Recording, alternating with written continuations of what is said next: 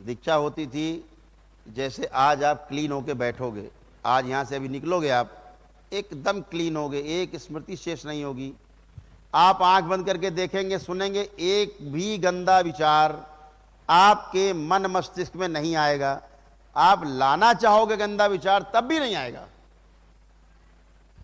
दूसरा क्या होगा, आंख बंद करके आप देखोगे, आपके मृत्यु को प्राप्त हो चुके कोई पितृ, चाहे आपकी गोद में उसकी मृत्यु हुई हो, उसका चित्र भी आपके मन मस्तिष्क पर नहीं बनेगा, कोई नहीं दिखेगा।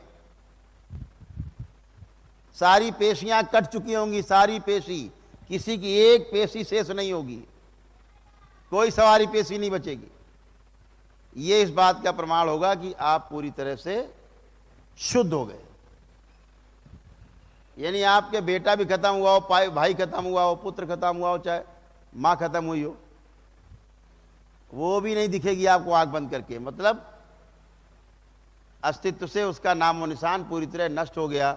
अब वो नई यात्रा में चले गए जीवन के, कुछ नहीं बचा।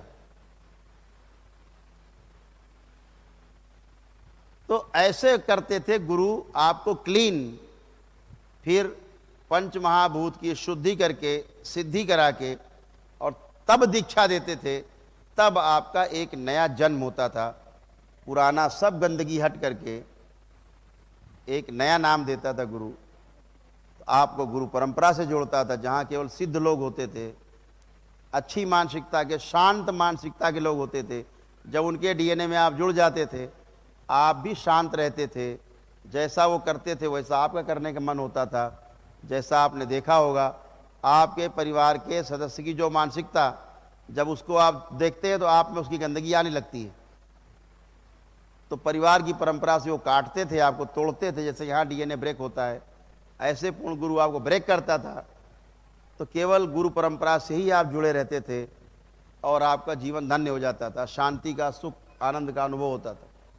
अभी क्या है, सारे गुरु बैठ गए, आओ बोलो दीक्षा हो गई, चलो, जुड़ गए, मंत्र दे दिया, जाप करने लगे।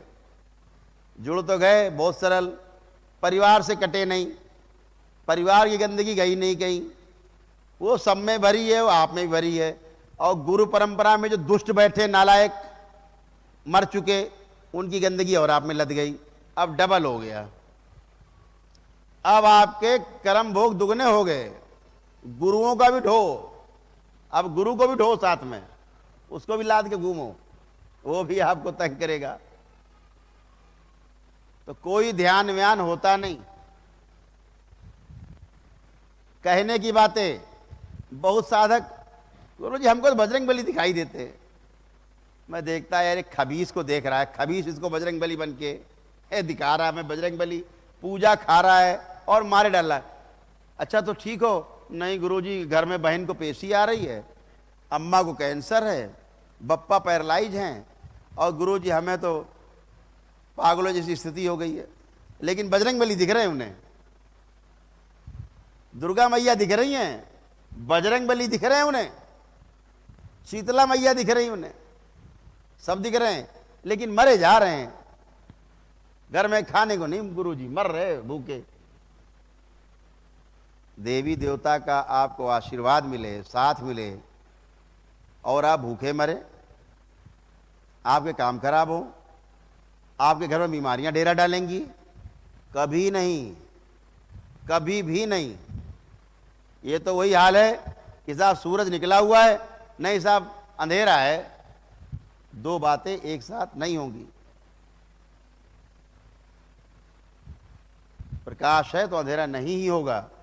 तो क्या निकला कि प्रकाश नहीं है, आप अंधेरे के साथ में हो, देवी देवता नहीं है, आप राक्षसों के साथ में हो, वही आप संकट झेल रहे हो। ध्यान करते, गुरु जी शंकर जी आ गए साहब, शंकर जी ने कहा अब तुम्हें आशीर्वाद है, परेशान मत हो। सब भूत प्रेत, वही स्मृतियां, वही थॉट्स, वही देख देख के आनंदित हैं, मरे जा रहे हैं साथ में, मरे भी जा रहे हैं साथ में। क्या होता? कुछ नहीं होने वाला। जब तक इस प्रकार से शुद्धि नहीं हो जाएगी, जैसे आज आप हमेशा के लिए शुद्ध होने जा रहे हो, तब तक दीक्षा का कोई अर्थ नहीं, कोई अर्थ नहीं। और दीक्षा का यह अर्थ बिल्कुल नहीं कि मृत्यु पर आप विजय प्राप्त कर लोगे। मृत्यु के भय पर विजय प्राप्त हो जाएगी, उसका नाम दीक्षा है। लेकिन मृत्यु पर आपकी विजय प्राप्त नहीं। किसकी मृत्यु? शरीर की मृत्यु। जीवन तो मरता ही नहीं, शरीर की मृत्यु की बात हो रही है। शरीर तो मरेगा। गौतम बुद्ध को भी अमरता प्राप्त हुई, लेकिन शरीर तो मरा, शरीर तो बचेगा नहीं। शरीर बचने का कोई मतलब नहीं बचता। तो मृत्यु का भय समाप्त होगा। आशय यही कहने का है कि सब कुछ अच्छा होने के बाद गंदगी का आपका अकाउंट नील होगा, और आज से नील। अब आप जो स्मृतियां बनाओगे वही आपके साथ होंगी, ये आपको समझना है। तो स्मृतियां कृपा करके अच्छी बनाएं। कौन सा पैसा लगता है अच्छी स्मृति बनाने में? एक सज्जन ना ऐसे ऐसे कर रहे थे बैठे बैठे अपने घर के बाहर। एक आप जैसा कोई आदमी निकला, पूछा कि ये क्या कर रहे हो यार, ऐसे से क्या कर रहे हो? बोले मैं गुड़ खा रहा हूं। तो गुड़ कहाँ है? बोले झूठ मूठ का खा रहा हूं। झूठ मूठ का गुड़ तो है नहीं, झूठ मूठ में खा रहे हैं गुड़, आनंद ले रहे हैं गुड़ का। तो उनका भले आदमी, अबे झूठे मूठ खाना है तो रसगुल्ला का, गुड़ का है खा रहा बैठ के, रसगुल्ले खा ले बैठ के, छेने खा, काला जाम खा, रसमलाई खा, जब झूठ मूठ ही खाना है। अरे भाई, जब झूठी मूठ में सोचना है तो अच्छा सोचो, खराब खराब क्यों सोचेंगे? तो अब तो खराब सोचने वाले गए। दरबार इतना बड़ा प्रमाण आपको देता है, विश्व में कोई आपको नहीं दे सकता। जब आपसे हम कहें कि सोचिए, एक गंदा ख्याल आपके अंदर अब नहीं आ सकता, आज से काम खत्म। जब गंदा ख्याल ही नहीं आएगा तो गंदे स्वप्न भी नहीं आएंगे। और पितृ आपके मुक्ति हो गए तो एक भी पितृ जो आपके परिवार का कोई भी मरा होगा, आंख बंद करके उसे आप देख नहीं सकते। जिसे आप रोज देखते थे आंख बंद करके, उसे आप देख भी नहीं सकते। मुक्ति हो गई, ये प्रमाण है। इससे बड़ा प्रमाण संसार में आपको कोई नहीं दे सकता। तो सभी को धैर्यपूर्वक, अभी तमाम शक्तियां खुली हैं, और जो हम एक एक आदमी को बैठ के उसको क्लीनिंग करते थे, अब वो चाहे आप यहाँ 1000 लोग बैठे हैं और चाहे 10 लाख लोग एक साथ बैठ जाओ स्टेडियम में, इतना ही टाइम लगेगा जितना आपको क्लीन करने में लगेगा, आधा घंटा, उतना ही 10 लाख आदमी को क्लीन करने में लगेगा। समझ गए? तो अब वो शक्तियाँ दरबार की खुली हैं। अभी पूर्णिमा में और दिव्य शक्तियाँ जो बची हैं संसार की, वो लगभग सब खुल जाएंगी। ठीक है? तो आप दरबार आएंगे, केवल यहाँ बैठ के संकल्प कर। ये ईश्वर का दरबार है, भगवान भोलेनाथ और माता कामाख्या का दरबार है। इस दरबार को सजाया हमारे परम पूज्य गुरुदेव पंडित श्री राधारमण जी मिश्र ने, और हमारी गुरु माता माँ कामरू कामाख्या ने सजाया इस दरबार को, जहाँ पर उनकी उपस्थिति सदा सदा के लिए है,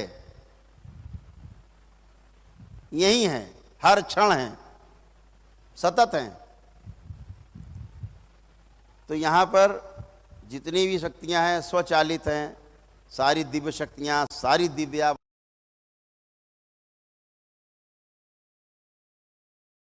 आप आज क्लीन होके अपने घर जाओगे पूरी तरह से। ये तो बेसिक, इस दरबार का बेसिक है, प्राइमरी स्कूल वाला।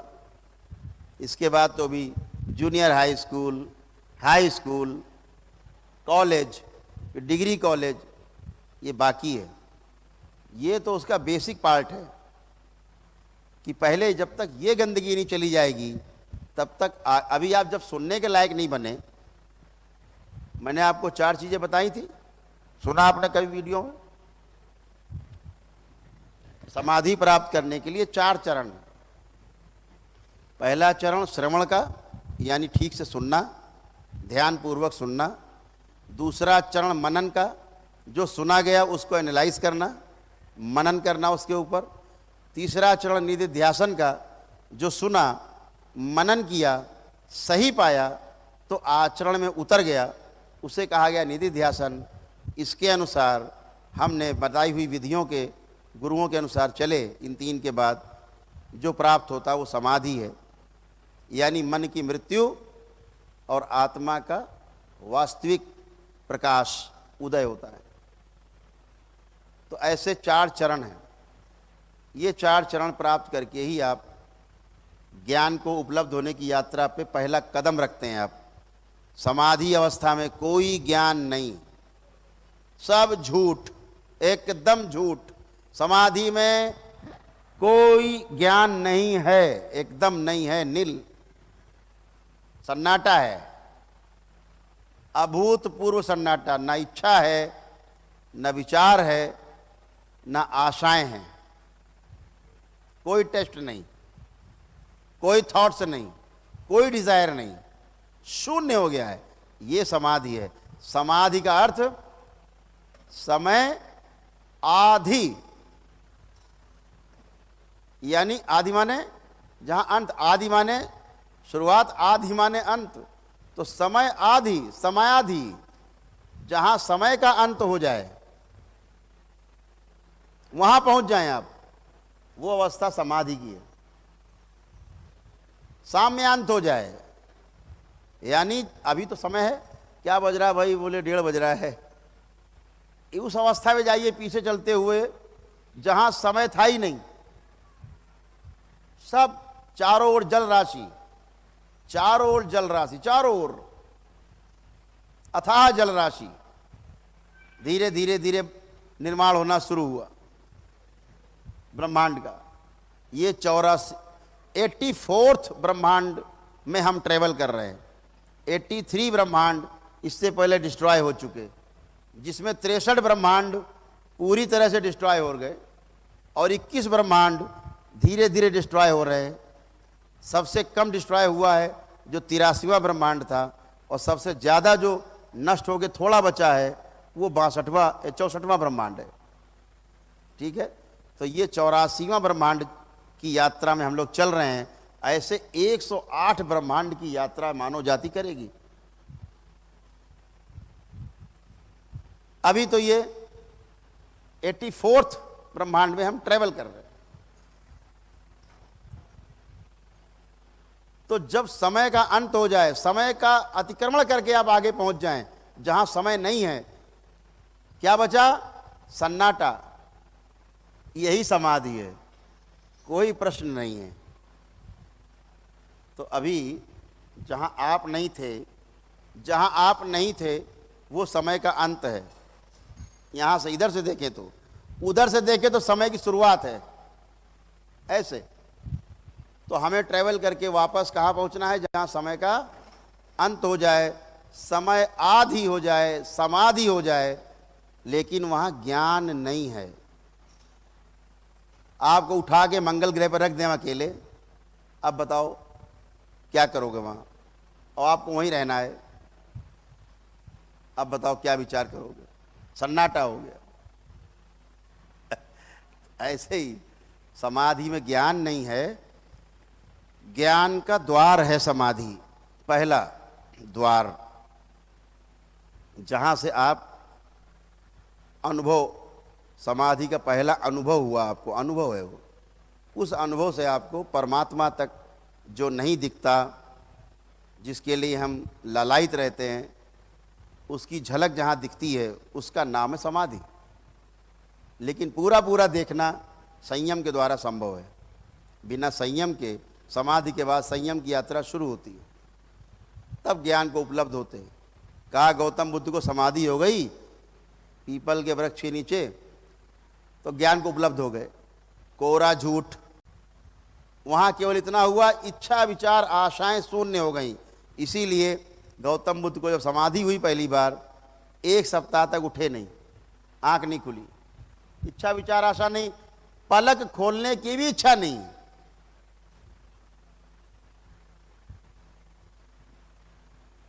तो बहुत साधक क्या करते हैं, समाधि पड़े पड़े मर जाते हैं, शरीर छूट जाता है। जब योग गुरु नहीं होगा तो समाधि में शरीर छूट गया, तब एक ही काम होगा केवल, उसका शरीर में जन्म नहीं होगा वापस। जिसको समाधि हो गई किसी भी 84 लाख योनि में, उसका दोबारा जन्म उसकी इच्छा के बगैर नहीं होगा, क्योंकि इच्छा है नहीं, इच्छा तो बची नहीं ना, तो जन्म भी नहीं होगा।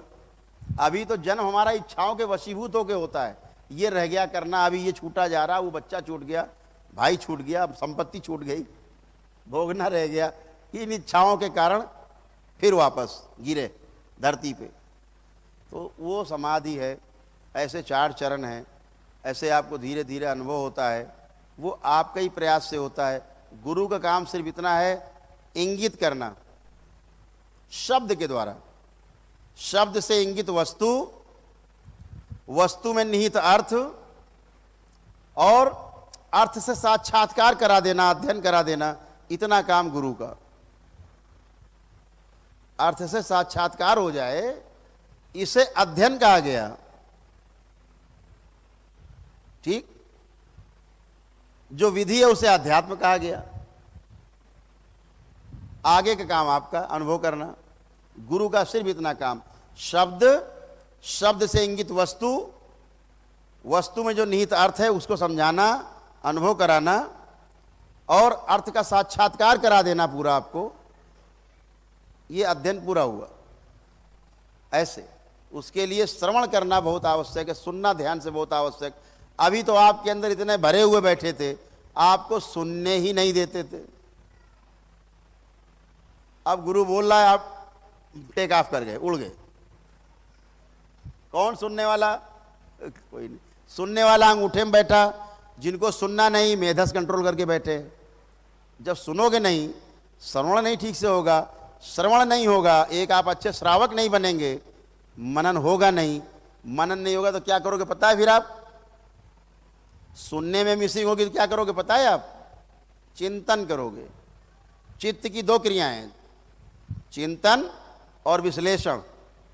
तो विश्लेषण ना करके आप क्या करोगे? चिंतन। चिंतन कहाँ से शुरू करता है? निगेटिविटी से। गुलाब का पौधा, अरे यार बड़े कांटे हैं इसमें, कांटा, ये पौधा मत लगाना, कांटे इसमें चुभ जाएगा, फूल तोड़ चुभ जाता है। यहां से शुरू करेगा, ये चिंतन है। और मनन क्या है? एनालिसिस क्या है? बहुत सुंदर पुष्प है, कितना सुंदर इसका रंग है, कितनी सुंदर इसकी खुशबू है, बनाने वाला परमात्मा कितना सुंदर होगा, है ना?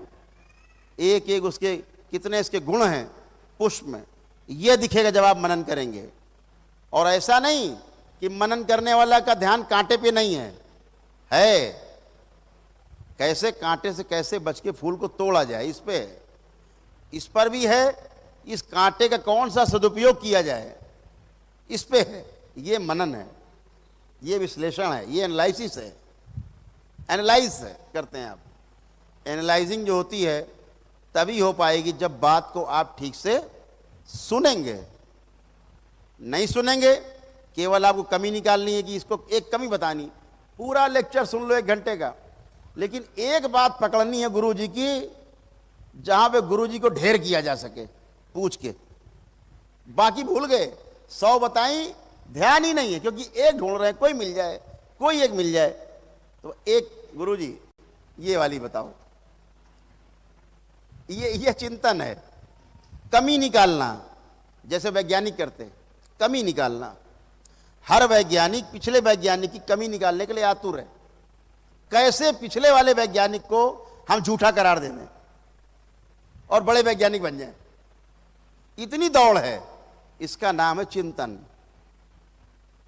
तो चिंतन में, मनन में बहुत बड़ा अंतर है। चिंतन हमेशा नकारात्मक विधि का नाम है, नकारात्मकता से शुरू करेगा, निगेटिविटी से शुरू करेगा सोचना, और उसका अंत भी निगेटिविटी पे ही होगा। और जो मनन होगा, निष्पक्ष रूप से सोचना, ध्यान करना, जो कहा गया है, एनालाइज करना कि हाँ भाई गुरुजी बात कर रहे थे, ठीक है, नहीं, लेकिन हम बोल रहे हैं उसी समय एनालाइज करते जाओ, आप कहीं नहीं पहुंचोगे। क्योंकि ध्यान एक ही है, चेतना एक ही है, एक ही बार में एक बार आप एक ही बात सुन सकते हैं ध्यान से, एक साथ दो चीजें ध्यान से आप नहीं सुन सकते। तो सुनने में ध्यान पूरा बना रहे, चेतना कान के पास बनी रहे, आप स्वयं पूरा कान बन जाओ, कान के अतिरिक्त सुनने के अतिरिक्त कुछ बचे नहीं, इसे कहा गया श्रवण। जब ठीक से सुनेंगे, लेक्चर पूरा हो जाए तो सुने गए पर पूरे ध्यान से विवेचन करना, उसकी विवेचना करना, मीमांसा करना, एनालाइज करना, विश्लेषण करना, इसे कहा गया मनन। तब आप जो अच्छा याद नहीं कि जो अच्छा ग्रहण कर लिया, थोथा दे ही उड़ाए। गेहूं पछोड़ती ना माताएं, देखो ना, उसकी भूसी उड़ा देती, गेहूं रह जाता है सूप में। तो ऐसे अच्छा ये बढ़िया है, इसको ग्रहण किया जाए। एनालाइज करो अपने अधिकार पर, अपने निरीक्षण के अधिकार पे, स्वनिरीक्षण, परीक्षण के आधार पे, सभी में सर्वेक्षण के आधार पे आप उसको देखें।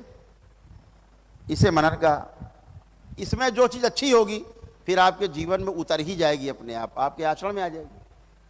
ऐसा तो ये क्लीनिंग बहुत आवश्यक है। जितना क्लीनिंग आज आपकी होने जा रही, अभी दीक्षा का कार्यक्रम होगा, दीक्षा में रजिस्ट्रेशन हो रहे हैं, जितने रजिस्ट्रेशन अभी हो जाएंगे वो उनको दीक्षा मिलेगी। जब दीक्षा में आएंगे तो उनको दरबार की ओर से जो दीक्षा की किट है, उसमें अंग वस्त्र भी है, माला भी हैं, जाप करने वाली भी हैं, तमाम चीज़ें उसमें हैं, वो दे करके और हवन वगैरह करा करके उनसे सामूहिक हवन, जैसे आपने देखा होगा अभी सतचंडी यज्ञ हुआ था अपने यहाँ, ऐसे ही सामूहिक हवन करके फिर दीक्षा का कार्यक्रम होगा।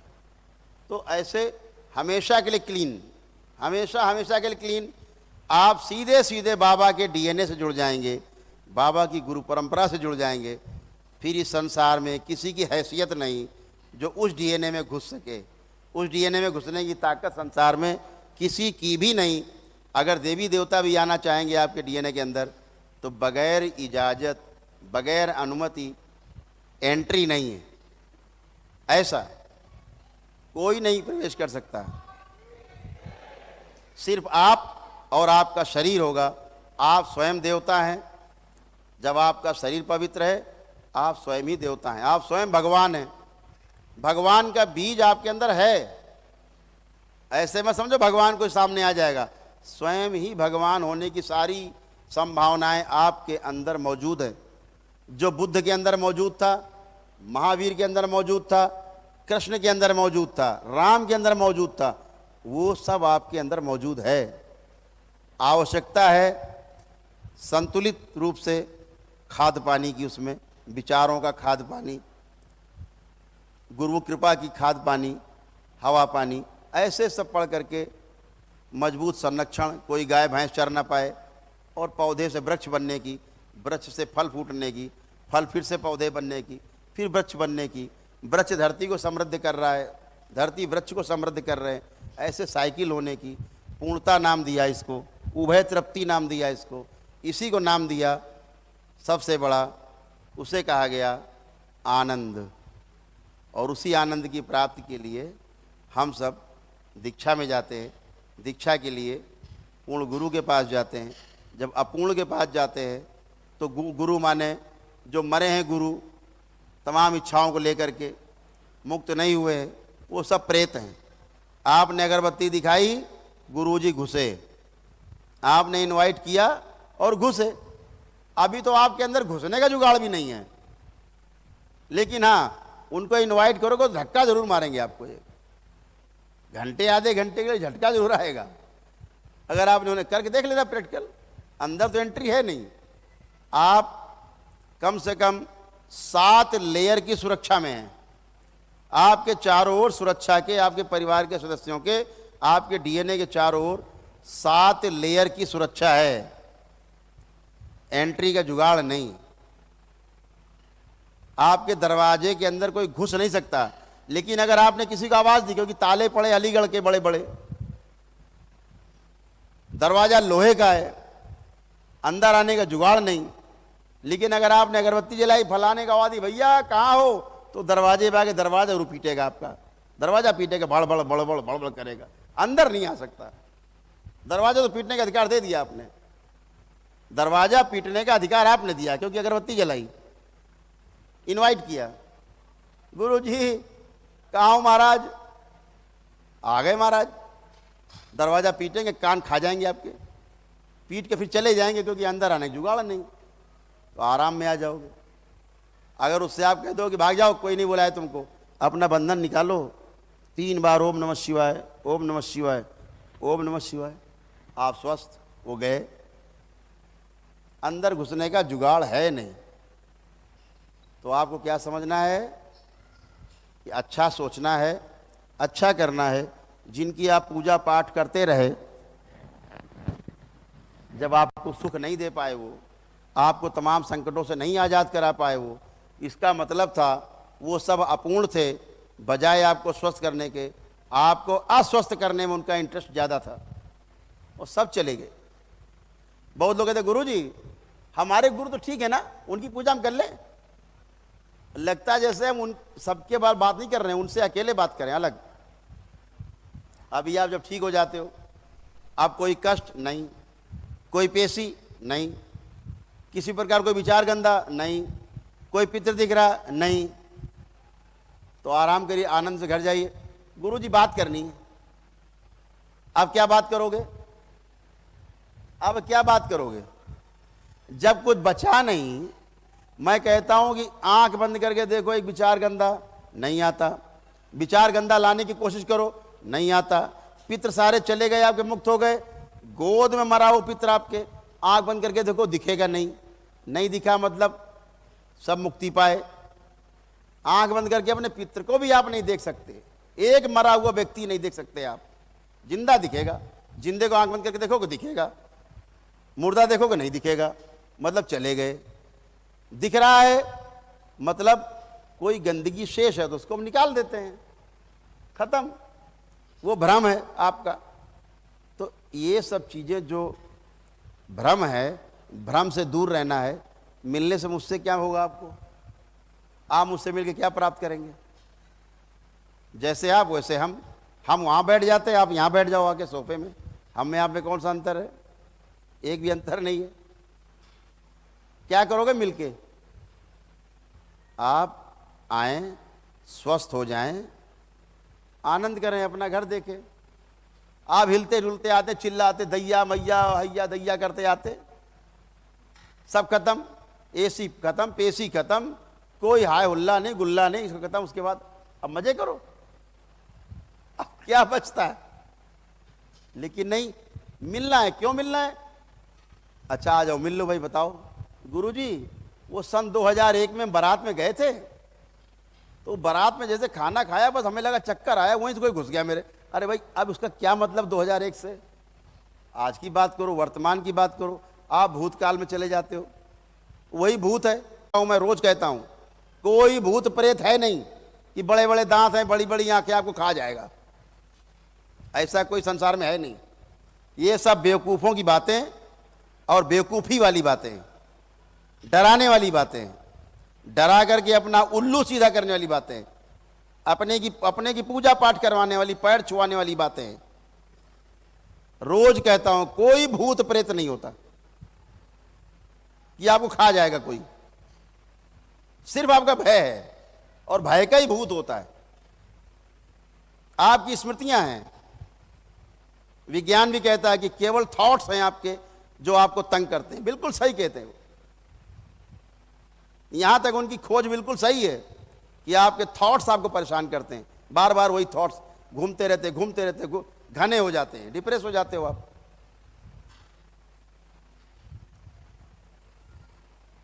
तो कहां भूत होता क्या फिर? विज्ञान सम्मत विवेक, विज्ञान सम्मत धर्म हो, उस पे चलो, तभी आपको भय से अभय की ओर यात्रा शुरू होगी। समझ गए? अदरवाइज भय में जीना तो सभी का जीना है। अभी आप लोग दरबार आए थे पहली बार, सबको भूत प्रेत से डर लगता था? अब कितने लोग जिनको भूत प्रेत से डर लगता, हाथ उठाओ। एक भी हाथ नहीं उठने का। अब इनको किसी को भूत प्रेत से डर नहीं लगता, क्योंकि असलियत जान गए। विज्ञान आधी बात करता है। आधी क्यों कर रहा है? स्थूल की बात करता है, सूक्ष्म को देख नहीं सकता। स्थूल इन आंखों से, सूक्ष्म इन आंखों से। ये टूल से देखा जाएगा और ये जीवन से देखा जाएगा। ये वैज्ञानिक के पास है नहीं। वैज्ञानिक के पास टूल है, मैग्नीफाई लेंस, बड़ा करके, हाँ छोटा कण है, हाँ बड़ा दिख गया, ठीक है। तो आधी बात विज्ञान कर रहा है, आधी बात सही कर रहा है कि ये थॉट्स हैं, एकदम राइट, स्वीकार कर रहे हैं मंच पे। लेकिन असली बात क्या है? हमारे पितृ के भी थॉट्स हैं, मेमोरी हैं, जिनकी गोद में हम खेले हैं। वो जिनकी गोद में खेले हैं उनके अंदर मेमोरी, उनकी बॉडी में। तो एक शरीर है सूक्ष्म, दिखता नहीं इन आंखों से, उस सूक्ष्म शरीर में वो मेमोरी स्टोर रहती है, वो मेमोरी स्टोर रहती है। और वो उड़ते हुए जिसमें जाके चिपक जाती है, वैसे ही आदमी बोलने लगता है, वैसे दिखने लगता है। तो विज्ञान आधी बात कर रहा है कि आपके थॉट्स हैं, दरबार कह रहा है हाँ आपके भी थॉट्स हैं, लेकिन आपके पितरों के भी थॉट्स हैं। जैसे रोग उनको थे, जो बीमारियां थी, उनकी स्मृति में है, उनका सूक्ष्म शरीर है, उसमें सारा स्टोर है। और आपके साथ रहते हैं, आपका जीवन उसको स्वीकार कर लेता है और आपको वही रोग शरीर में होने लगते हैं।